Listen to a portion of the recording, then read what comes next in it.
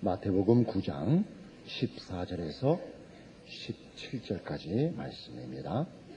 그때에 요한의 제자들이 예수께 나와 가로되 우리와 바리새인들은 금식하는데 어찌하여 당신의 제자들은 금식하지 아니하나이까?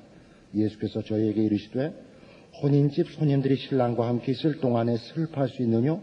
그러나 신랑을 빼앗길 날이 이르리니 그때에는 금식할 것이니라. 생배 조각을 낡은 옷에 붙이는 자가 없나니 이는 기운 것이 그 옷을 당겨 헤어짐이 더하게 됨이요 새 포도주를 낡은 가죽 부대에 넣지 아니하나니 그렇게 하면 부대가 터져 포도주도 쏟아지고 부대도 버리게 됨이라. 새 포도주는 새 부대에 넣어야 둘이 다 보존되느니라. 오늘 본문은 그 유명한 새 술은 새 부대에 담는다 하는 내용입니다. 요한의 제자들이 예수님께 와서 왜 예수님과 그의 제자들은 금식을 하지 않는가라고 물은 데서부터 시작된 답변의 그 내용입니다. 예수님의 답은 새 술을 담으려면 새 부대가 준비되어야 한다 이거죠. 그것은 말하자면 예수 그리스도로 말미암는 구원이 전제되지 않고는 진정한 신앙 행위가 수행될 수 없다 하는 것입니다. 당시에 금식이라든가 다른 구제라든가 종교적인 행위가 이스라엘 백성들에게 늘 있어 왔고 또 그것 자체를 근본적으로 뒤엎으시려고 하신 말씀이 아니라 이런 모든 종교적인 행위는 진정한 하나님의 사람으로 거듭나고 하나님을 사랑하고 하나님의 성품을 이어받기 전에는 제대로 수행될 수 없는 것이 인류의 지금의 형편이다 하는 것을 지적하시고 말하자면 이 일을 가능케 하기 위하여 주님께서 오셨다 하는 더 깊고 중요한 내용을 이 답변에 부여하신 것입니다. 이런 문제는 오늘날 우리에게도 신앙생활에서 아주 시급히 정립해야 될 문제입니다. 모든 종교적인 행위는 하나님의 사람으로 거듭난 기초와 전제 속에서만 가능하다 하는 것이죠. 이사야 58장에 가시면 이 금식에 관하여 이사야 58장에 아주 그 뜻과 내용을 잘 설명한 장면이 나옵니다. 이사야 58장 1절입니다. 크게 외치라 아끼지 말라 네 목소리를 나팔같이 날려 내 백성에게 그 허물을 야곱 집에 그 죄를 고하라. 그들이 날마다 나를 찾아 나의 길 알기를 즐거워함이 마치 의를 행하여 그 하나님의 규례를 폐하지 아니하는 나라 같아서 의로운 판단을 내게 구하며 하나님과 가까이 하기를 즐겨하며 이르기를 우리가 금식하되 주께서 보지 아니하시면 어찌미오며 우리가 마음을 괴롭게 하되 주께서 알아주지 아니하시면 어찌미니까 하느니라.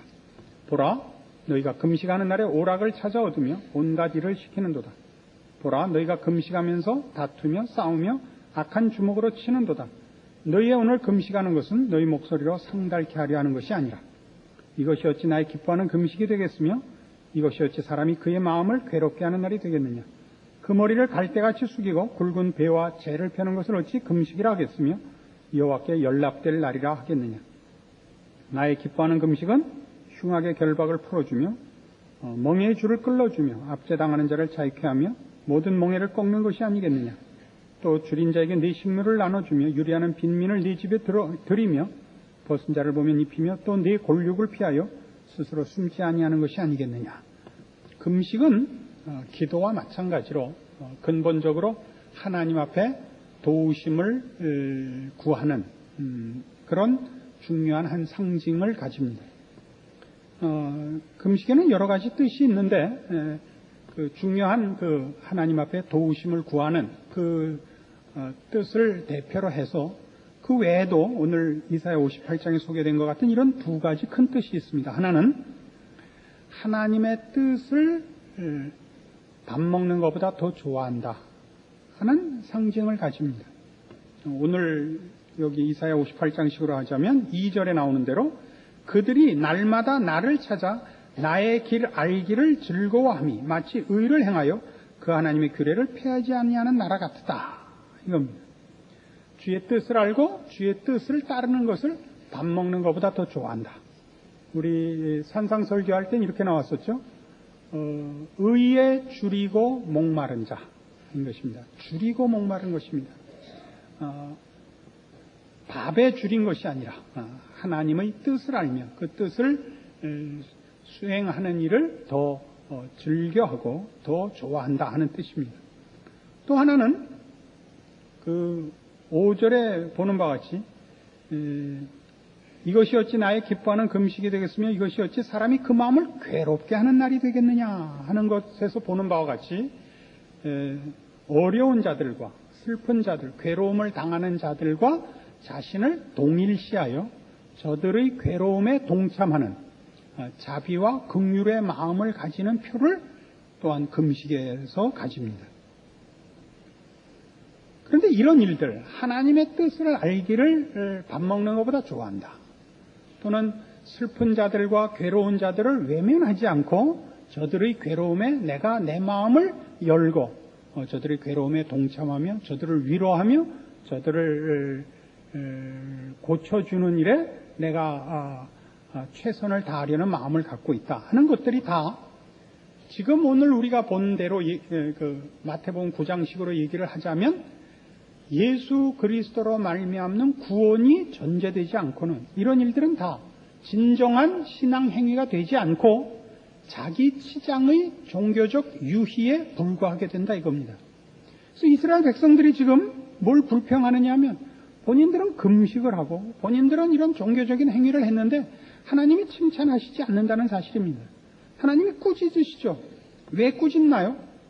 지금 이스라엘 백성들의 잘못은 이거죠. 3절 이르기를 우리가 금식하되 주께서 보지 아니하시면 어찌미오며 우리가 마음을 괴롭게 하되 주께서 알아주지 아니하시면 어찌미니까. 이스라엘 백성 자네들이 뭘 잘못했는지 모릅니다. 금식까지 하지 않았습니까? 이렇게 항변을 합니다. 하나님의 답은 이겁니다. 3절 하반절 보세요. 너희가 금식하는 날에 오락을 찾아 얻으며 온갖 일을 시키고 있지 않느냐 이겁니다. 금식이란 하나님의 뜻을 즐거워하고 하나님의 기뻐하심을 소원하는 것인데 금식하면서 너희 좋은 것만 하고 있지 않느냐 이겁니다. 이게 바로 저들이 금식이라는 진정한 신앙 행위를 수행하지 못하고 있는 그 분명한 증거들입니다. 또 남에게 온갖 일을 시키지 않느냐 이겁니다. 괴로움에 빠진 자, 도움이 필요한 자를 돌아보지 않고 저들을 쉬게 하고 위로하지 않고 너희 좋은 것을 위해 저들을 더 착취하고 있지 않느냐 이런 꾸중입니다. 4절에 이렇게 되어 있죠. 보라 너희가 금식하면서 다투며 싸우며 악한 주먹으로 친다 이거예요. 다투고 싸우고 악한 주먹으로 치는 것은 다 자기를 지키고 자기 고집을 관철시키려는 데서 나오는 부작용들입니다. 하나님의 뜻을 따르며 하나님의 뜻을 펼치려고 하는 일에는 다툼과 싸움이 있을 수가 없습니다. 언제나 진정한 신앙 행위는 자신을 부인하고 자기 십자가를 지는 것이 늘 조건으로 되어 있기 때문에 그렇습니다. 그래서 오늘 우리가 살펴보는 이 금식 문제를 놓고 주님께서 하신 이 말씀은 오늘 본문으로 돌아와서 분명합니다. 새 포도주를 낡은 부대에 담을 수 없다 이겁니다. 진정한 신앙을 진정한 신자가 되지 않고서 행할 수 없다 이겁니다. 그리고 진정한 신자가 되는 일은 예수 그리스도의 십자가 사역 말고는 다른 방법이 없다 이거죠. 예수 그리스도께서 우리를 위해 죽으시는 이 일이 있어야 우리는 또 그를 믿고 그의 십자가 사역을 근거로 해서 죄와 사망에서 벗어나고 비로소 하나님의 사람이 되어 의를 행하고 진리를 행하고 거룩을 행하고 생명의 줄을 서고 영원에 가치한 일들을 비로소 수행할 수 있는 것입니다. 이런 일들은 신약에서만 강조된 것이 아니고 성경 전체, 특별히 구약에서도 이미 처음부터 강조된 것입니다. 신명기 8장에 가시면 구약 성경 274페이지 신명기 8장에 가면 이런 말씀이 나옵니다. 신명기 8장 1절 내가 오늘날 명하는 모든 명령을 너희는 지켜 행하라. 그리하면 너희가 살고 번성하고 여호와께서 너희의 열조에게 맹세하신 땅에 들어가서 그것을 얻으리라. 네 하나님 여호와께서 이 40년 동안에 너로 광야의 길을 걷게 하신 것을 기억하라.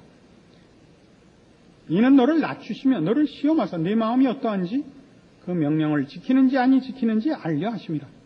너를 낮추시며 너로 줄이게 하시며 또 너도 알지 못하며 네 열조도 알지 못하던 만나를 내게 먹이신 것은 사람이 떡으로만 사는 것이 아니요 여호와 입에서 나오는 모든 말씀으로 사는 줄을 너로 알게 하려 하심이니라. 만나를 먹이신 이유, 40년 동안 광야 생활을 하게 하고 만나를 먹이신 이유는 사람이 떡으로 사는 것이 아니고 여호와의 말씀으로 사는 줄 알게 하려 함이라 했습니다. 그런데 그 결론에 도달하는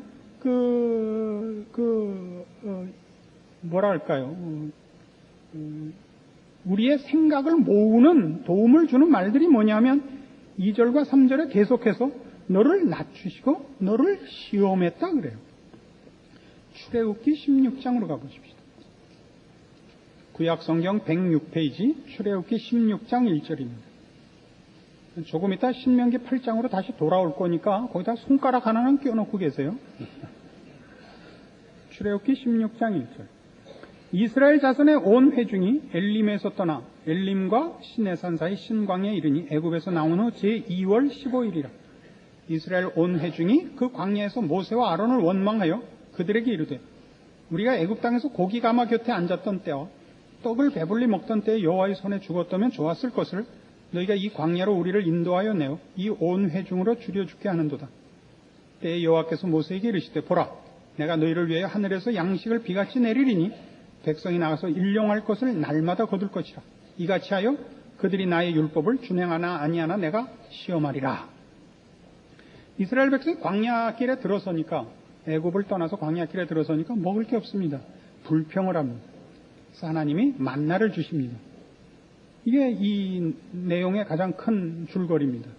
그러나 이 내용 속에는 자칫하면 놓쳐버릴 부분이 하나 있습니다. 그게 뭐냐 하면 하나님께서 이 백성에 일용할 것을 주되 4절 그 중간에 보시면 일용할 것을 날마다 거둘 것이라. 이같이 하여 그들이 나의 율법을 준행하나 아니하나 내가 시험하리라 이렇게 나옵니다. 우리 아까 신명기 8장에서 그 결론으로 가는 도움말 중에 제일 중요한 단어 2개가 뭐였죠? 시험하다, 낮추다 하는 것이었습니다. 뭘 시험했을까요? 그러니까 이스라엘 백성이 우리가 먹을 것이 없습니다라고 얘기한 것은 다만 먹을 것이 없어 죽게 됐으니 도와주십시오라는 문제만은 아니었다는 것입니다. 앞뒤를 연결해 보면 이런 얘기가 됩니다. 이스라엘 백성은 하나님 앞에 먹을 것을 달라 할 때 그냥 먹을 것을 주십시오라고 간청을 한 것이 아니라 사실은 영적으로 이런 원망을 한 겁니다. 주의 말씀을 따르고 신앙생활을 제대로 하고 싶지만 배가 고파서 할 수 없습니다. 이 얘기였습니다. 배가 부르면 우리가 죄 안 짓습니다. 배가 고파서 죄를 짓습니다라는 얘기입니다. 그래서 하나님께서 좋다. 배부르면 내 말을 지키나 보자가 된 겁니다. 그러니까 이 싸움의 핵심이 뭐냐 하면 이스라엘 백성의 항의는 죄를 짓는 이유는 우리 안에 있지 않고 밖에 있습니다. 외부적인 조건이 나빠서 할 수 없이 죄를 짓지 우리 안에서부터 죄가 출발하는 것은 아닙니다. 우리가 나쁜 놈이 아닙니다. 나쁜 짓을 할 수밖에 없는, 죄를 지을 수밖에 없는 조건이 돼서 그렇습니다. 지금은 그게 배고픈 겁니다. 그래서 하나님께서 그럼 좋다. 내가 먹을 걸 주리라. 그렇게 해서 죄가 어디서 출발하는가 보자. 이렇게 된 것이 만나를 주면서 건 하나님의 시험입니다. 시험은 뭐 넘어뜨리자는 시험이 아니라 무엇이 맞나 보자 하는 그 판정을 위한 것입니다. 신명기 8장으로 돌아와 보시죠. 2절부터 다시 봐요. 8장 2절. 네 하나님 여호와께서 이 40년 동안에 너로 광야의 길을 걷게 하신 것을 기억하라. 이는 너를 낮추시며 너를 시험하사 네 마음이 어떠한지 그 명령을 지키는지 아니 지키는지 알려 하심이라. 너를 낮추시며 너로 줄이게 하시며 또 너도 알지 못하며 네 열조도 알지 못하던 만나를 네게 먹이신 것은 사람이 떡으로만 사는 것이 아니요 여호와 입에서 나오는 모든 말씀으로 사는 줄을 너로 알게 하려 하심이니라. 이 40년 동안에 네 의복이 헤어지지 아니하였고 네 발이 부르지 아니하였느니라. 이 말이 왜 붙는지 아시겠죠? 또 한 번도 이 40년 광야 생활에 의복이 헤어지거나 발이 부르트거나 굶은 날이 없다. 그러나 이 40년 동안 광야를 헤맸다 이거예요. 이 40년이라는 말이 왜 중요하냐면 만나 사건은 언제 벌어졌냐면 애굽에서 나오자마자 벌어진 거예요. 출애굽한 다음 달이에요. 제 2월 15일이었다고요. 이스라엘의 달력은 저들이 애굽에서 나온 때가 1월로 됐어요. 그 1월 15일이 말하자면 6월절이에요. 6월절 직후에 6월절 때 애굽에 있는 모든 장자가 죽는 마지막 재앙을 겪어서 이스라엘 백성을 놓아줬죠. 그래서 걸어 나와서 추적하는 그 애굽의 군병들을 홍해를 건널 때 다 죽이고 이제 광야에 들어온 거예요. 그래서 어떤 의미에서 광야에 들어와서 얼마 안 되고 한두 주일이나 지났을 거예요. 거기서 이제 만나 싸움이 벌어진 겁니다. 일용할 양식 싸움이. 그래서 하나님하고 무슨 내기를 한 거예요. 죄가 어디서 출발하는가? 우리 사람 안에 있는 것인가? 환경에 있는 것인가? 라는 싸움이 붙었어요. 근데 왜 40년을 걷게 됐죠? 이스라엘 백성이 가데스 바네아에서 정탐꾼을 가나안 땅에 보내고 못 들어간다고 펄펄 뛰어서 그 불신앙으로 인하여 40년 유랑 생활을 말하자면 벌로 받은 거 아닙니까? 그리고 이 홍해를 건너왔던 20세 이상의 사람들이 다 광야에서 죽었는데 뭘로 죽어요? 죄져서 죽죠. 제 연수를 살고 곱게 죽은 사람은 몇 없는 것 같아요. 그죠? 박씨문 중에 몇 명 있었다 그래요. 다 불신앙으로 벌 받아 죽어가요.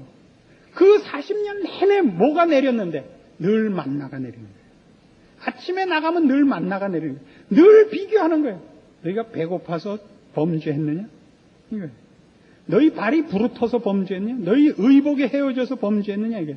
이 40년을 왜 40년을 살아야 됐다고? 불신앙 때문에 빚어진 유랑 생활이었다고요. 그래서 뭐가 확인됐어요? 죄는 환경에서 오는 것이 아니라 우리 안에 있다를 확인했다고요. 왜 이 확인이 필요해요? 왜 이 시험이 필요해요? 우리를 낮추기 위해서. 왜 낮춰야 돼요? 16절 가면 이렇게 되어 있어요. 신명기 8장 16절. 네 열조도 알지 못하던 만나를 광야에서 네게 먹이셨나니 이는 다 너를 낮추시며 너를 시험하사 마침내 네게 복을 주려 하심이었느냐. 낮아져야 복을 받아요. 왜 그렇죠? 선한 것과 거룩한 것이 우리 안에 없다는 걸 알아요. 우리가 하나님을 찾아야 되는 것은 복받기 위해서 찾는 거 아니에요. 환경을 바꿔달라고 찾아야 될 문제가 아니라 가장 우선적으로, 최우선적으로, 가장 굵은 내용으로 거룩과 의와 진리와 생명을 위하여 하나님을 찾아야 된다는 사실을 확인하는 거예요. 이게 오늘 우리 신앙에 있어 가장 중요한 싸움인 거예요. 하나님이 우리를 낮추셔야 돼요. 우리가 선한 것을 만들어내지 못한다는 걸 확인해야 돼요. 우리 안에서 끊임없이 죄만 나온다는 걸 알아야 돼요. 우리는 예수 그리스도의 십자가를 붙잡아야 되고 우리를 구원하사 하나님의 자녀로 만들어 주십시오. 하나님의 성품을 허락하십시오. 거룩과 생명과 영원으로 가는 길로 인도하여 주옵소서. 이것이 우리의 모든 신앙의 내용이고 소원이고 그리고 채워야 할 것들이에요. 우리는 자꾸 그러질 않아요. 어떻게 하느냐 하면 오늘 본문에 있는 대로 마태복음 9장에서 지금 예수님이 이래요. 16절 생배 조각을 낡은 옷에 붙이는 자가 없나니 이는 기운 것이 그 옷을 당겨 헤어짐이 더하게 됨이라 그래요. 이거 기가 막힌 비유예요. 여러분이 만일 근본적으로 하나님의 사람으로 바뀌지 않은 상태에서 기독교의 어떤 내용들을 가지면 훨씬 불편해요. 생배 조각을 낡은 옷에 붙인 꼴이 돼요. 세상적인 욕심을 갖고 세상적인 소원을 가진 그 본심과 내용을 바꾸지 않은 상태에서 기독교적인 어떤 것을 시행하려고 그러면, 신앙 행위를 하려고 그러면 그게 사사건건 충돌해요. 여러분, 세상적인 욕심과 세상적인 어떤 그 가치를 포기하지 않은 상태에서 신앙생활하는 게 하도 어려워서 어떻게 살아요? 이중적으로 살잖아요. 그죠? 주일날 교회에 왔을 때만 지금 같은 표정을 지으시고 나가면 뭐 건들지 마, 얕보지 마, 나 건들면 너 실수한 거야. 내 평생의 가장 큰 재앙이 뭔지 내가 보여주겠어. 조금도 세상 사람과 다르잖아요. 극악무도하며 가장 이기적이며 별별 수단을 다 동원하는 사람으로 살 수밖에 없어요. 왜? 세상의 것을 포기하지 않은 상태에서, 하나님 앞에 의와 진리와 생명을 구하지 않는 상태에서 신앙행위를 할 방법이 없어요. 신앙인입니다. 그러면 벌떼같이 덤벼서 세상적 차원에서 우리를 묵사발을 만들려고 그러고, 그걸 포기하지 않는 상황에서는 신앙이라는 걸 밝힐 수가 없어요. 박동준 목사님하고 이름은 밝힐 수 없는데, 어떤 목사님이 차를 타고 가시다가 싸움이 붙었어요. 이제 끼고 그래 막고 하다 드디어 섰어요. 문을 벌컥 열고 내려서 우당탕 통탕까지 한 거예요. 이제 파출소에 갔어요. 그러자 서장이 나와서 맨 먼저, 우리나라는 언제나 이거부터 물어요. 뭐 하는 분이세요? 설기등등했던 이 박동준 목사님이라고 이름을 밝힐 수 없는 분이 그래서 갑자기 꼬꾸라진 거예요. 잘못했습니다. 지금까지 설기등등하게 뛰다가 갑자기 딱 꼬꾸라니까 저기 이상하게 생겨요. 아니 왜 그러세요? 간첩이세요? 아니 뭐 하세요? 목사입니다. 그러자 싸웠던 상대방과 그 경찰서 파출소장이 동시에 아니 목사가 왜 그러세요? 그래서 묵사발이 돼서 나왔어요. 우리가 우리의 신앙 행위를 하는 데 있어서 세상적인 싸움에서 우리가 마음과 손을 놓지 못하면 생배 조각이 낡은 옷을 쥐어뜯어요. 여러분 신앙생활이 어떠세요? 스스로 물어보세요. 여러분이 의를 구하고 진리를 구하고 생명을 구하고 하나님 앞에 기뻐하심을 구하는 것으로 채워져 있지 않으면 결국 이렇게 돼요. 예수 믿고 사는 게 더럽게 힘들어요. 참 힘들어요. 참 힘든 사람과 더럽게 힘든 사람이 있어요. 각자 구별하세요. 여러분이 예수를 믿었는데 마음의 한과 분한과 정말 성질이 들끓으면 여러분은 생배 조각을 붙인 거예요. 그놈의 배 조각이나 붙이지 말걸. 이럴 줄 알았으면 죽기 5분 전에 회개를 할 걸, 그죠? 근데 죽기 5분 전을 알 수가 없단 말이에요, 이게 늘 불안해서 미리 믿어놨더니 이게 불편하단 말이에요. 우리나라 사람은 양심의 찔림을 받으면 다 웃어요. 어디로 가라고요? 거룩으로 가세요. 영원으로 가세요. 하나님의 사람 된 자리로 가세요. 그 일을 위하여 여러분은 아직도 죽지 못한 여러분의 그 죄된 성품에 대하여 슬퍼하고 자신에 대하여 분내고 그러셔야지, 세상을 원망하고 세상에서 대접받지 못하는 자신을 분내고 이렇게는 아닙니다. 이렇게는 평생을 신앙생활을 못하게 되는 것입니다. 그래서 고린도전서 1장에 가시면 이런 신자들이 늘 분명히 해둬야 할 우리 신앙의 핵심되는 한 표현을 이렇게 가르치고 있습니다. 고린도전서 1장 26절입니다. 신약성경 264페이지입니다. 형제들아 너희를 부르심을 보라. 육체를 따라 지혜 있는 자가 많지 아니하며 능한 자가 많지 아니하며 문벌 좋은 자가 많지 아니하도다. 그러나 하나님께서 세상에 미련한 것들을 택하사 지혜 있는 자들을 부끄럽게 하려 하시고 세상에 약한 것들을 택하사 강한 것들을 부끄럽게 하려 하시며 하나님께서 세상에 천한 것들과 멸시받는 것들과 없는 것들을 택하사 있는 것들을 폐하려 하시나니 이는 아무 육체라도 하나님 앞에서 자랑하지 못하게 하려 하심이라. 그러니까 신앙 문제에서 제일 중요한 건 뭐냐면 우리가 가진 것들은 사람이 만든 것이 아니라 하는 것을 아는 것입니다. 이 세상에서 써먹을 것들이 아니라 하는 것입니다. 자존심 싸움의 문제가 아닙니다. 의와 진리와 거룩과 영혼에 관한 문제입니다. 하나님 앞에 인정함을 받느냐, 하나님의 기뻐하심을 받느냐, 이 싸움이지 사람들 앞에 어떤 취급을 받느냐 하는 것의 싸움이 아닙니다. 그래서 이 문제가 우리 안에서 만들어진 것이 아니라는 걸 분명하게 하기 위하여 아까 같이 사람이 떡으로 살지 않고 하나님의 말씀으로 산다를 확인시킨 것 같이 우리 안에 선한 것이 없다, 우리 안에 있는 건 죄다. 우리가 하나님 앞에 구해야 할 것은 바로 그 의와 진리와 생명과 영혼이다. 그리고 확인하는 것 같이 하나님께서 하나님의 사람들을 쓸 때 못난 사람들을 우선으로 세웁니다. 특별히 목사가 그렇습니다.